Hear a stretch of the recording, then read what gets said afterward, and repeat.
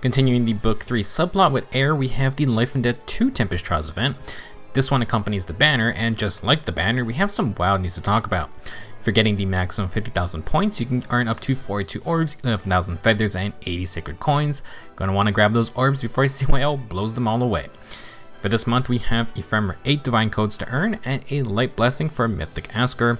For Sacred Seals, we have 2 newcomers with Attack and Res Ideal, and Distant Freaking Counter for Dragons only. You're gonna want to grab that one for sure. Last reward unit for this time is Thief Rickard, and you can earn a 4-star and 5-star copy. We'll talk about it more later on. First up, let's talk Sacred Seals. Attack and Res Ideal 3 states at start of combat if unit's HP is 100% or if a bonus is active, grant +5 attack and res during combat. This will be our first Ideal Sacred Seal, and as a reminder, they are only for infantry and armor units. Now, Ideal 4 skills are a bit undervalued compared to Catch 4 skills because once you lose any HP, you're not going to get the max +9 stat boost unless you heal. Well, I guess it's not as big a loss as a Sacred Seal because the tier 3 version only gives +5 attack and res no matter if either condition is met. Still, with that said, you'll want to have field buffs or status effects to keep uptime 100%. If you're planning to fight often, then you're going to need healing or you're going to need to bring those buffs. Like Catch skills, Ideals have no positioning requirements, which might be enticing compared to solos, bonds, or forms. It also works on either phase, unlike stances or deathblow type skills. As an example of a candidate or just teammate for using Ideal Sacred Seals, you can have Medeus. He has an Ideal A skill himself because Medeus grants AoE field buffs and a status effect. Status effects are best since field buffs can be neutralized. Speaking of which, the new tier 4 oaths are really good compliments since they also give field buffs and that warping status. If you want a flexible Sacred Seal for attack and res, then this isn't a bad choice to upgrade. Now, for our next Sacred Seal, we have Distant Counter D, which stands for Dragons. For years, everyone had joked about a DC Sacred Seal, cause that would never happen, right? Unless, well, now that day has come. What's even wilder is that this is a 300 SP skill, which means it could affect your arena scoring, and this is coming at the same time as an Inheritable 300 SP B skill. Back in the ye olde days, you had some crazy people legitimately running units like Ryoma or Black Knight with distant counter weapons and still using the distant counter A skill because that was the highest scoring A skill. A dragon like Noe can now laugh at their efforts because she can have triple distant counter skills, a true flex. In general, dragons are great distant counter users. Once the weapon refinery buffed dragons to get adaptive damage versus ranged units, the Lightning Breath plus Steady Breath plus Quick Repose build took over. Since then, dragons have kind of been pigeonholed into the enemy phase playstyle. 2 of our dragon only skills are enemy phase only, and dragons cannot run Gale Force. Mobile quick dragons like Lilith could have been really neat with Gale Force usage, but nope, can't do that. To even further stereotype defensive play, now the armored dragons have far save. If you saw my Refines video, Legendary Alm cannot deal with DC dragons. We have some incredible choices for far save DC, like Ascended Idun, and Fallen Rhea can just obliterate anything with low defense but higher res. Halloween Myr, with her Refine, also solid. In general, with Distant Counter in the Sacred Seal slot, you can now run the stronger defensive A skills like Sturdy Stance 3 or Defense Range Unity. The major loss would be losing Steady Breath from the Seal slot since its A skill version isn't really granting any more stats. If you're fine with that or you don't need cooldown reduction though, then Distant Counter as a seal is pretty amazing. Being able to flex it around to any dragon is good quality of life, and anyone on the fence about inheriting DC to their dragon can now just slot it in. Like with Warp Kantos, I am a bit more concerned about what even having a DC Sacred Seal means for the future. Will we see close counter? Are there going to be more 300 SP skills like Swiss Sparrow 3? Is there going to be another DC seal for other unit types like infantry only or swords only? If not, even the coveted Distant Counter is not off limits to become a Sacred Seal. What else is on the table? I also think it's pretty funny that the Distant Counter guy, OG Hector, still doesn't have a Refine. It just makes zero sense. I'm gonna stop rambling now. This update has been bonkers. I'm Rickard, a small-time thief, but it seems like you have something big in mind. It's settled. I'll lend you a hand, but I'll take a cut of the loot as payment. Our last thief for our new units is Rickard. He's a newcomer to FEH and is gonna be a Sword Flyer, only the 3rd heroic rare one and the 6th non-5-star option. Gen 6 has certainly been the much needed resurgence of free-to-play sword units, and Rickard's gonna fill the flyer role right before we probably head into Gen 7 BST. For stats, Rickard has 38 HP, 38 attack, 42 speed, 38 defense, and 25 res. He has the rare 4 super boons and everything but defense, so you got a lot of options if you want to customize. Base stat wise, Rickard's going to be top dog for offensive stats, highest attack and highest speed, so very solid spread for a free unit. His HP is a little low, but he's not lopsided in defensive res, so I think he'll be just fine. For his weapon, Rickard brings the Inheritable Florid Cane Plus, or you can also call it the Canto Cane Plus. 14 Might enables Canto remaining +1, and at start of combat, if the foe is more than 75% HP, you get +5 attack and speed. Like Salt's Dagger, this is an Inheritable Canto Sword, which is really neat. Florid Cane has near trace type Canto, so Rickard can get some bonus maneuverability if you don't need to travel far. In terms of combat, +5 attack and speed with a relatively easy condition is alright, but not that crazy. I'm personally a little hesitant about the 75% HP on enemy conditions, since the weapon can fail to do anything if you do not one-round them. Still, you can refine this for 3 more speed, so 8 speed from a weapon slot ain't bad. As a flyer, Rickard could use near trace, but unlike our warp Cantos, there's no reason to run them with Florid Cane. It's the exact same Canto type. With Inheritable Canto Sword, if you want, you can hand this weapon over to infantry and army units.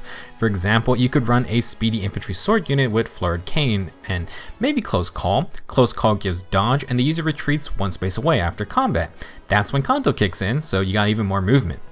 Infantry no follow-up support could make that idea more viable. For support reasons, you can hand Olivia or Sylvia the Canto Cane. They can dance and they will always get the Canto movement.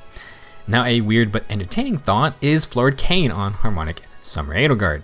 Move 3 spaces with Assault Troop, trigger Raging Storm, move another 3 spaces, and then you got Canto.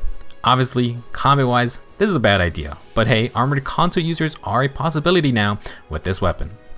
For the rest of his base kit, Rickard has Shove. If you played the Paralog maps, maybe you've seen Shove into Canto in action. It can be very interesting. This is further strengthened with Flyer Formation. Rickard can warp to an ally, shove them, then Canto move 1 space away. I saw the AI doing some kind of interesting things with this. You could also make an attack with this, fly in, attack someone, then you can move 1 space with Canto. Last, we got Speed and Defense Oath 3. Any Oath skills are worth having around now with how strong the tier for 1s are gonna be, and Speed and Defense Oath was only ever on Mini Marth. It's nice to have an option on a Heroic Rail unit now. Overall, nothing super crazy, but lots of interesting skills, Canto weapon, Flyer Formation, and a rare Oath C-skip. If you want to merge Rickard up, the Neutral Nature will net you +1 HP, attack, and speed. However, our boy has 4 super boons, so if you wish to specialize, then by all means go get those bonus stats. He has pretty workable stat spread for a variety of builds, so it should be a fun merge project. Thief Rickard is only our 6th non-5-star sword flyer. Earlier this year, or well within the Gen 6 BST year, we got Tanith as a demoted unit. She is also somewhat offensive and has some extra HP and res instead of attack and speed. In terms of modern sword flyers, Tanith's going to be the demoted option to build up, while Rickard is the heroic rail option. Rickard is also the better option for pure attack and speed, so yeah, he'll definitely have a place. Gen 6 has done a really good job at adding non-5-star sword units into the lore pool. We got 2 new flyers, a new demoted sword cav, and 3 new infantry demotes since we never had one post year 1. Another issue I had was a somewhat lack of inheritable swords to choose from, and they really tried to patch that up. Now fellow sword users have an inheritable Canto Cane, so you could find some fun builds, especially for the classes who don't normally get these Canto skills. Speaking of builds, let's talk shop for Rickard. With his base kit, you can keep everything if you want. Florid Cane and Speed and Defense Oath add a good amount of speed, so you can continue stacking it with things like Swift Sparrow, Attack and Speed Solo, maybe even a Bonder form. Somerset brought Speed and Defense Catch 3, which would be interesting, although Set's axe is pretty valuable fodder. If you wanted to replace Flyer Formation, Desperation is a fine offensive choice, and you could always run Fury or Brazens with it. If you wanted to stay close to the team, then Attackerman's Link, or just any Link, could be useful for Rickard's sword, since he's going to buff himself up, and then after shoving, repositioning, or pivoting an ally, you can use Canto to move 1 more space. Speaking of which, you could pair Flyer Formation with Guidance, or Flyer Guidance. Rickard could maybe warp, then draw back or reposition, he then moves 1 space, and he's still in range for Guidance to ferry an ally next to him. This is just some of the interesting tactics you can do thanks to Florid Cane. You can also use it aggressively with drag back or hit and run. Rickard initiates and retreats, then he has Canto to move back or to the side. Then you have Guidance to help an ally get into attack range to continue the assault. A bit of a different take on using the Different Smoke 3 skill for Pathfinder. Now, for premium skills, with a Canto near trace weapon, Rickard can slot in some other combative B skills like Dive Bomb, Desperation, or perhaps Float Guard, give him some good old offensive tools to double, and still keep Canto for after combat. You could even use Odd or even Tempest for extra movement, since we have Canto remaining. As usual, Fliers love catch 4 skills, and we have attack and defense rain from Soth on the banner. Oath 4s also make a strong impression now, and if speed and defense Oath 4 happens, then Rickard's already ready to inherit it. Now, if you wanted some extra tanking power, you could go with an Impact A skill. More survivability with Canto weapons isn't a bad idea. Additionally, you could always have fun with Speed Smoke 4 to get dodge for the enemy phase. Any of the tier 4 smokes really are not bad options, and of course menace skills are still great. In terms of other inheritable swords, Rickard has some nice options now. The recent Coral Saber can be used if you don't have Flow Guard, or maybe you don't want to fully invest in speed. The Upfront Blade from Kamui offers +5 attack and speed, but also neutralizes attack and speed debuffs, can be clutch in speed battles, and you're going to be free to re-add Canto via near trace if you really want it. Guy's Vulture Blade can be an option if you're working with a debuffing team. The old Fire Sweep Sword can be annoying, but it works great with Rickard's stats. If you can nab some of the rarest swords, there is the Unbound Blade for solo builds, and the Ninja Katanas could be fun for brave attacks. Florid Cane is definitely fun, but you do have some options now if you don't need that Canto weapon. Overall, this is a very fun Tempest Trials. We got 2 brand new Sacred Seal types, including the crazy distant counter for dragons. That is going to be a fun one, and if you like range units, you may want to be prepared to deal with some of these scarier ones that might now just have DC all of a sudden. As for Rickard, solid addition to the Sword Flyer group. There is very little competition among non-5-star options, and Rickard has the best attack and speed stat spread, which is what you want for your offensive builds. He even comes with decent fodder, with a Canto Sword being pretty wild, and then you're going to get the rare Oath C skill, which could be nice if the tier 4 version gets introduced. Great heroic grow unit, and definitely you want to get both copies. That's all I got for this video. Go and earn those Tempest Trials rewards, and you really don't want to miss what's available this month. Let me know your thoughts on Rickard or the Distant County Sacred Seal. Maybe share your plans for DC if you got a favorite dragon. Thank you for watching, and I'll see you guys in the next video.